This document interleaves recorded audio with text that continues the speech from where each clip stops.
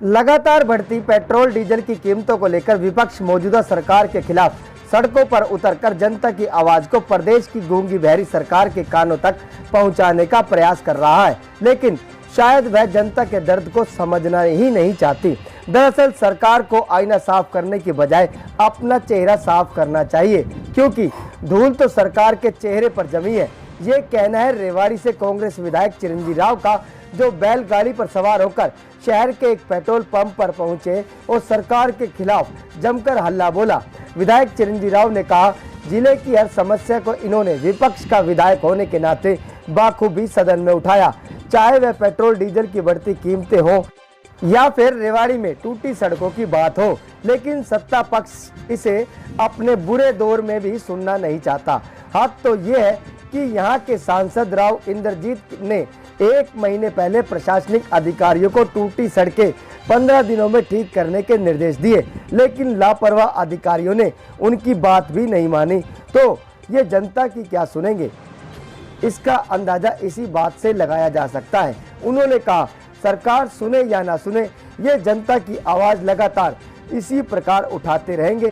उन्होंने कहा, LPG gas पर पहले 250 रुपए सब्सिडी मिलती थी, लेकिन अब केवल 7 रुपए ही मिल रही है, यानी कुल मिलाकर हर हाल में जनता को ही पिसना है।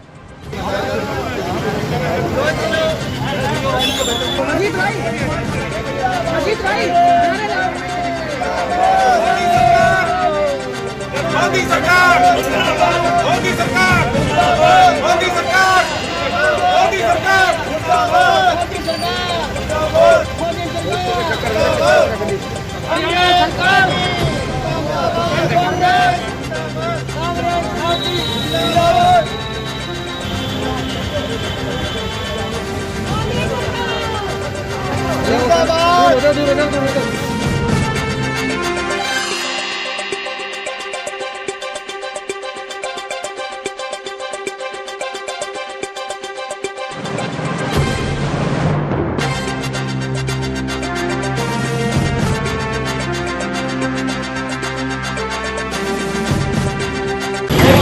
देख रहे हैं कि कुछ ही समय में लगभग 100 के आसपास पहुंच गए हैं पेट्रोल। जी, इस तरह से देखते हैं क्या।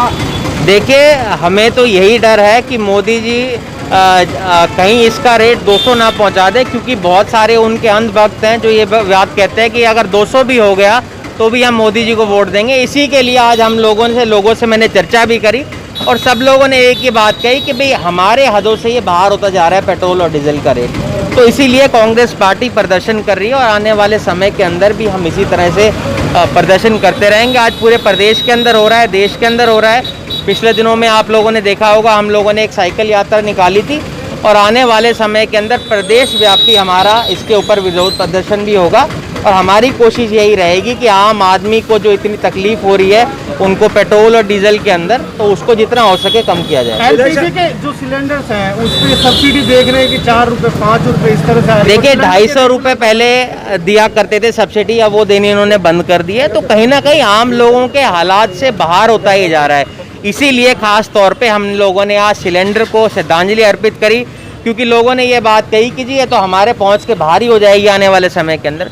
तो हम तो यही चाहते हैं कि मोदी सरकार को जाग जाना चाहिए, उनको लोगों को जितना हो सके सहूलियत देनी चाहिए। झूठे प्रचार करने के लिए वो करोड़ों रुपए खर्च कर देते हैं। हम जब किसी चीज़ की बात करते हैं, वैक्सीन की करते हैं तो वो पाकिस्तान की बात कर देते हैं, पेट्रोल डीजल की बात करते हैं तो चीन की बात कर देते हैं। तो कहीं ना कहीं हमारा मकसद यही है कि सरकार को जगाएं, चेताएं, क्योंकि अगर इसी तरह से माहौल चलता रहा तो मुझे लगता है कि लोगों को आने वाले समय में तकलीफ बढ़ेगी। विपक्ष का काम है आवाज उठाना पब्लिक की। अब लगातार मुद्दा उठा रहे हैं, विपक्ष उठा रहा है, लेकिन क्या बात है, विपक्ष की आवाज कमजोर है या पक्ष ज्यादा हावी हो रहा है? देखिए, अब बात ऐसी है जी, जब आदमी का बुरा समय चलता है ना तो उसको कुछ भी नजर नहीं आता है। इनको आज ये सच्चाई से काफी दूर है। इनको लगता है कि जिस तरह से हम लोगों ने पिछले चुनाव में लोगों को बरगलाया था, उसी चीज़ को आने वाले समय के अंदर करते रहेगी। मेरा एक विपक्ष के विधायक होने के नाते मेरा कर्तव्य है कि मैं लोगों की आवाज़ उठाऊं और इसको मैं उठाता रहूंगा, क्योंकि लोगों ने चुनकर मुझे भेजा है उनका पक्ष रखने के लिए। आज आप लोगों ने भी देखा होगा, जितने लोगों से भी हमने चर्चा करी, सब लोगों ने एक ही बात कही कि बढ़ते हुए दामों से हम खफा हैं। तो कहीं ना कहीं हम तो सच्चाई दिखा रहे हैं, अगर वो सच्चाई देखना ही ना चाहते हो तो आप सब समझ सकते हैं। पिछले दिनों में इन्होंने जो कैबिनेट का विस्तार किया उसमें 12 मंत्री बदले, आपने हेल्थ मिनिस्टर बदला, आपने पेट्रोलियम मिनिस्टर बदला, तो आप साफ तौर पे बता रहे हो। मैंने तब भी एक ही बात कही थी कि ये अपना चेहरा साफ कर इनको करना चाहिए और आईना पे कपड़ा मार रहे हैं।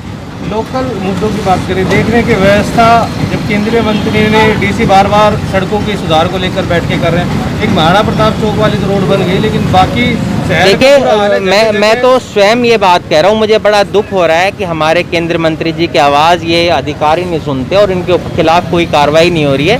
1 महीने से ज़्यादा हो गया। हमारे सांसद जी ने कहा था कि जो रोड है आपका पुलिस लाइन वाली बन जानी चाहिए, और 4 रोडों के लिए उन्होंने कहा था, उस पर अभी तक कहीं काम भी शुरू नहीं हुआ है। तो कहीं ना कहीं अधिकारी जो हैं बिल्कुल बेखौफ हो गए हैं और मुझे लगता है बहुत जल्द हमारे जो मुख्यमंत्री जी हैं उनके खिलाफ उनको कार्रवाई करनी चाहिए। मानसून का जो सत्र शुरू हो गया है, जगह जगह जल भराव की स्थिति देखी जा रही है। सामान्य आप देखिए, आपको स्वयं याद होगा, मैंने ये आवाज़ भी उठाई थी विधानसभा में जब मुख्यमंत्री जी ने कहा था कि रेवाड़ी शहर के अंदर स्ट्रॉन्ग ड्रेनेज वाटर सिस्टम डल चुका है।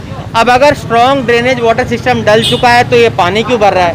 अगर डल चुका है तो वो काम क्यों नहीं किया? उसमें या तो ये बहुत बड़ा घोटाला हुआ है कि इन्होंने अरबों रुपए खा लिए इसके अंदर, मुख्यमंत्री जी को या तो जानकारी गलत है या इन्होंने इसमें बहुत बड़ा घोटाला किया। तो दोनों चीज़ों की स्पष्टीकरण आने वाले समय के अंदर मुझे लगता है डिप्टी कमिश्नर को देनी चाहिए।